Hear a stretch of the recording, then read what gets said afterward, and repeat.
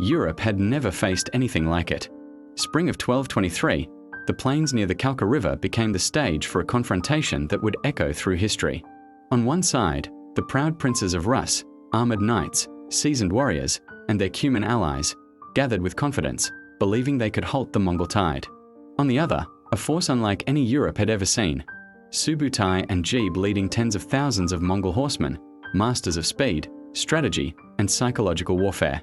As dawn broke, the river shimmered, seemingly calm, but beneath it, a storm of steel and blood was brewing. Feints, ambushes, and deadly tactics would turn the battlefield into a trap for the unprepared. Heavy cavalry charged, arrows rained, and the Mongols retreated, only to lure their enemies deeper into annihilation. By the end of the day, thousands would lie dead, the once united Rus forces shattered, and the Mongol legend solidified forever. It was the spring of 1223, a time when the world as Europe knew it was on the brink of a violent awakening. Beyond the vast steppes of Eurasia, a storm was gathering, an unstoppable force of warriors whose name would echo through the annals of history, the Mongols. Led by the legendary generals Subutai and Jebe, their army had been marching west, their reputation preceding them. Tales of unimaginable speed, ruthless efficiency, and merciless slaughter had reached the ears of princes and warriors alike. Yet, in the forests and plains near the Kalka River, the European princes believed they could halt this storm. The Rus principalities, fragmented and proud, had struggled for decades with internal rivalries. Princes from Kiev, Chernihiv, Galicia, and others were more accustomed to fighting each other than a foreign enemy. Still, the threat posed by the Mongols was undeniable. In response, a coalition was hastily formed, bringing together a force of Rus warriors and their allies from the Cumans, nomadic horsemen who knew the Mongols' ways but were wary of their unpredictability. The stage was set for a confrontation that would test the mettle of the Slavic world and the tactical genius of the Mongols. The European army, numbering perhaps 18,000 to 20,000 men, was a mixture of heavy cavalry, foot soldiers, and Cuman light cavalry. They carried banners of various principalities, each asserting its authority, each commander determined to prove his valor. Yet, this diversity was also a weakness. There was no single leader who commanded unquestioned authority. Coordination would be difficult, and the Mongols were masters of exploiting such vulnerabilities. On the other side of the river, the Mongol army moved like a shadow. Perhaps 20,000 strong, they were organized, disciplined, and cohesive. Every unit had a role, every soldier trained to follow orders without hesitation. Their strategy relied not on brute force alone, but on psychological warfare, deception, and unmatched mobility. Scouts had already surveyed the terrain, and their knowledge of the Rus tendencies would prove decisive. As dawn broke on the day of battle, a strange tension hung in the air. Birds were silent, and even the river seemed to hold its breath. The Rus army positioned itself near the Kalka River, hoping to use the waterway as a defensive barrier. The Mongols, however, did not simply charge. Instead, they executed a series of feints, drawing the Rus forces into traps with calculated provocations. Light cavalry units appeared, disappeared, and reappeared, striking at the flanks, retreating, and retreating again. The Rus commanders, frustrated by the elusive enemy, attempted to force a confrontation, unaware that each move played into the Mongols' hands. The initial clash was small but telling. Cuman scouts skirmished with Mongol detachments, testing reactions. Each side learned of the other's strengths and weaknesses, but the Mongols' discipline was unmatched. They could endure feigned retreats, lure opponents into ambushes, and regroup with astonishing speed. By the time the Rus main army was fully engaged, the Mongols had already set the stage for disaster. The Rus heavy cavalry, armored and formidable, charged with the intent to break the Mongol lines. The impact was powerful, sending shockwaves through the battlefield. Yet, the Mongols, trained in mobility and archery, did not meet the charge head-on. Instead, they drew the Europeans into positions where they were vulnerable to encirclement. Horse archers rained arrows upon the advancing cavalry, targeting horses and riders alike. Panic began to spread. Horses were cut down, riders fell, and the cohesion of the Rus army began to crumble. At this moment, the Mongols employed one of their most infamous tactics, the feigned retreat. Seeing the Rus forces falter, the Mongols began to withdraw in apparent disorder. Many of the Rus commanders, believing victory was within their grasp, pursued aggressively. They abandoned careful formation, chasing the retreating enemy across the open steppe. This pursuit would become their undoing. As the Rus cavalry moved further from their support units, the Mongols revealed their true strategy. Hidden detachments attacked from the flanks and rear, cutting off escape routes. The river that had once seemed a protective barrier now became a deadly obstacle, as soldiers tried to flee and were driven back into the waters. What had begun as a skirmish escalated into a massacre. The Mongols' coordination and ruthlessness turned the battlefield into a nightmare from which few would escape unscathed. The Cumans, allies of the Rus, fared no better. Despite their knowledge of steppe warfare, they were overwhelmed by the Mongols' cunning. Some attempted to negotiate or flee, but the Mongols pursued relentlessly.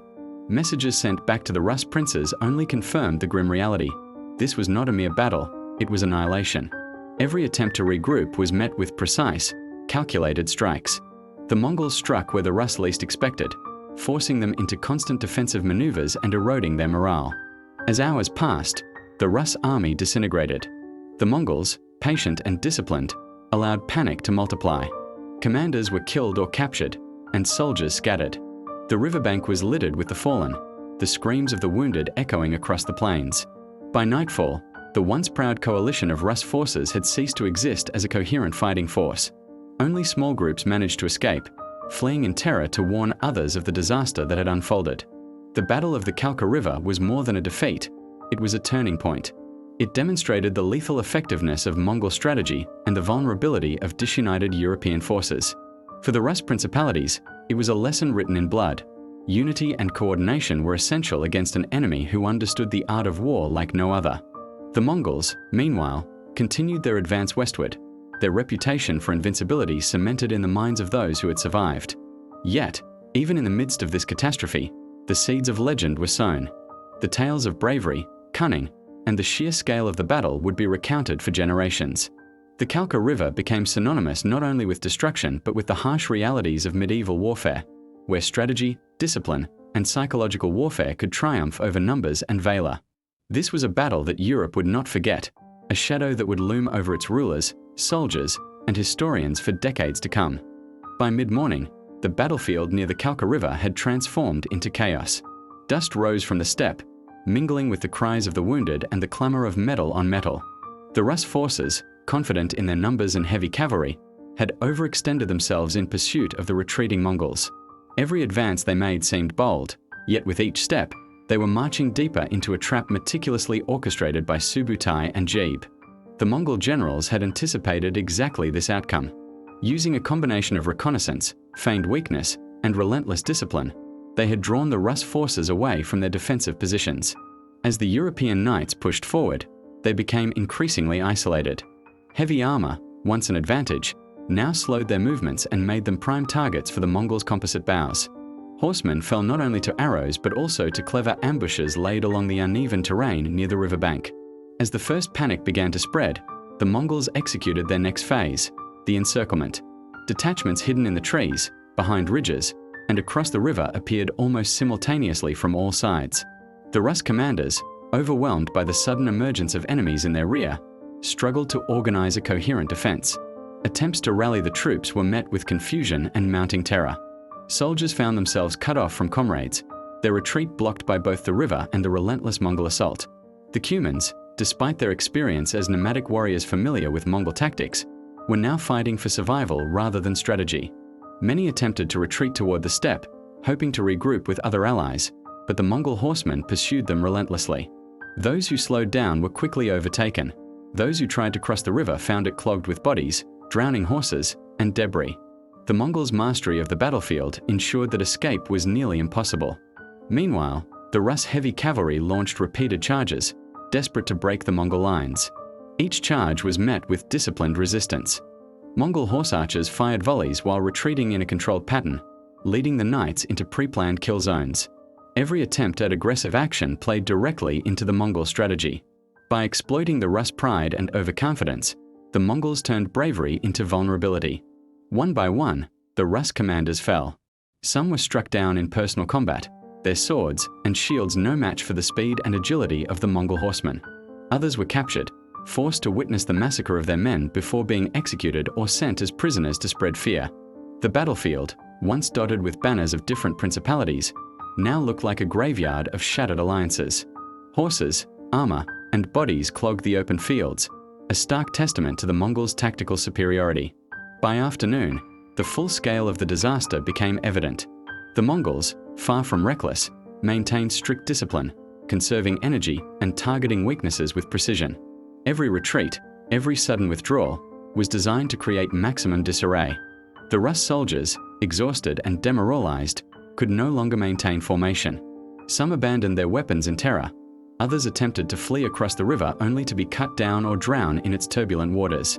One of the most chilling aspects of the Mongol approach was their psychological warfare. They understood fear as a weapon. Feigned retreats, sudden encirclements, and selective displays of brutality made it clear to the Rus that resistance would be futile. Panic spread like wildfire. Men who had trained for years, who had fought countless skirmishes, now found themselves paralyzed by the overwhelming coordination of their enemy. Courage, once a shield, became a liability. Amid this devastation, the Mongols continued to press the advantage. Horse archers circled the battlefield, striking isolated groups and cutting off any chance of regrouping. Those who had survived the initial onslaught were now systematically hunted down. The river, once a defensive ally, had become a trap. Many who tried to swim to safety were dragged under or struck down midstream. The Mongols, understanding the terrain intimately, manipulated it with deadly effect. By evening, the Rus coalition had been utterly destroyed. Tens of thousands lay dead, a staggering loss for the principalities of Rus. The Mongols, though victorious, had suffered minimal casualties, their forces intact and disciplined. The magnitude of the defeat sent shockwaves throughout Eastern Europe. News of the massacre at the Kalka River traveled quickly, spreading fear among distant rulers who now faced the looming Mongol threat. The battle left more than physical scars. For the Rus principalities, it was a profound psychological blow. Alliances had fractured under pressure, trust between leaders had eroded, and the sense of invincibility that had characterized European knights was shattered. The Mongols had not merely won, they had demonstrated the futility of disunity, the consequences of underestimating an enemy who combined intelligence, discipline, and ruthlessness with a mastery of speed and mobility. In the aftermath, Subutai and Jebe did not linger. They withdrew, leaving the Rus lands in devastation but alive enough to spread the tale. The survivors would recount the horrors: rivers clogged with bodies, comrades cut down before their eyes, and the terrifying precision of the Mongol army. The Kalka River became a symbol, a warning to all of Europe that the Mongols were not invincible by chance, but by design. The lessons of the Kalka River would echo for decades. Future encounters with Mongol forces would see some princes learning from the mistakes of 1223. But the memory of that day remained vivid, a stark reminder of what happens when pride, overconfidence, and disunity meet unparalleled military genius. The Mongols, disciplined and efficient, had proven that victory did not rely on sheer numbers alone. It relied on strategy, psychological manipulation, and the relentless exploitation of weakness. This was a battle that changed the course of Eastern European history. It was a day when the steppe struck Europe with unmatched ferocity, leaving death, fear, and legend in its wake. Every maneuver, every feigned retreat, every calculated arrow reinforced a terrifying reality. The Mongols were a force unlike any the continent had seen, and the Kalka River was their first lesson for Europe, one written in blood and unforgotten for generations. The dust of the Kalka River finally settled, but its echoes would reverberate for generations. The battlefield, once a scene of chaos and blood, became a symbol of both the Mongols' brilliance and the Rus' failure to unify. For historians, chroniclers, and survivors alike, the events of that day were not merely a story of defeat. They were a masterclass in strategy, discipline, and the brutal realities of medieval warfare. One of the most striking lessons of the Kalka River was the importance of unity. The Rus coalition, though numerically significant, suffered from internal divisions. Princes from Kiev, Chernihiv, Galicia, and other principalities had joined forces out of necessity, yet rivalries and mistrust hampered coordination. Orders were unclear, and disagreements among commanders slowed critical decisions. By contrast, the Mongols were singular in purpose. Subutai and Jebe commanded with absolute authority, each unit knowing its role, each soldier trained to execute it flawlessly. In battle, the difference was devastating. Coordination triumphed over raw bravery, and discipline over numbers. The Mongols' mastery of psychological warfare was equally formidable. Their feigned retreats, sudden encirclements, and selective brutality created fear that spread faster than arrows could fly. Panic became a weapon, eroding the Rus army's cohesion even before the Mongols struck decisively. Survivors would recount not just the physical horrors but the psychological torment, witnessing comrades cut down, realizing escape was impossible and understanding that every movement was anticipated by a cunning enemy. This mastery of fear ensured that even experienced warriors could be overwhelmed. Subutai and Jebe's tactical genius shone through every maneuver. By luring the Rus cavalry into overextension, the Mongols exploited predictable behavior. Heavy knights, confident in their strength, became vulnerable to the mobility and precision of horse archers. Encirclements were executed with exacting timing, while hidden detachments cut off escape routes. Every move was calculated to maximize the enemy's losses while minimizing their own. What appeared to European eyes as chaos was, in fact, an intricate and disciplined strategy. Yet, the Rus forces were not without moments of valor. Individual knights and Cuman warriors fought with courage and skill, striking Mongol detachments, covering retreats, and attempting to regroup scattered units. Some commanders demonstrated remarkable leadership under pressure, rallying men despite overwhelming odds. Their bravery, however, could not overcome the systematic precision of the Mongol army. The lesson was clear. Heroism alone was insufficient against an enemy who wielded strategy and discipline as effectively as any weapon. The aftermath of the battle reshaped the political and military landscape of Eastern Europe. The Rus principalities were left weakened, their forces decimated, and their sense of security shattered. Alliances were strained, and the fear of further Mongol incursions would dominate strategic thinking for decades. The Mongols themselves, though moving further west, left a legacy of terror and respect. Stories of the Kalka River spread quickly, warning neighboring lands of the consequences of underestimating the steppe warriors. The battle also had long-term implications for military doctrine. Future European armies took note of the Mongols' use of mobility, intelligence, and psychological warfare. Heavy cavalry, while powerful, was no longer an automatic guarantee of victory. Coordination between units, reconnaissance, and flexible tactics became increasingly valued. In many ways, the Kalka River served as a precursor to the evolution of medieval warfare, illustrating the effectiveness of strategy over brute force. Legends of the battle persisted, passed down through chronicles, oral histories, and songs. The Kalka River was remembered not merely as a site of death but as a turning point, a day when Europe faced a foe unlike any other, when pride, overconfidence, and disunity met with unprecedented tactical genius. Survivors told of rivers clogged with bodies, of commanders executed or humiliated, and of the Mongols' eerie ability to anticipate every move. These stories became cautionary tales, teaching future generations the importance of preparation, unity, and respect for one's enemy. For the Mongols, the victory reinforced their reputation as an unstoppable force. Subutai and Jebe's campaigns demonstrated that success relied on intelligence, speed, and psychological insight as much as on strength. Their ability to strike decisively, withdraw strategically, and manipulate the battlefield became a model for military planners and generals across Eurasia. The Kalka River was a testament to their ingenuity, a demonstration that warfare was as much about mind as muscle. In the years that followed, the Rus principalities slowly recovered, but the shadow of the Kalka River lingered. Fortifications were strengthened, alliances re-examined, and lessons learned from the Mongol tactics began to influence the conduct of war.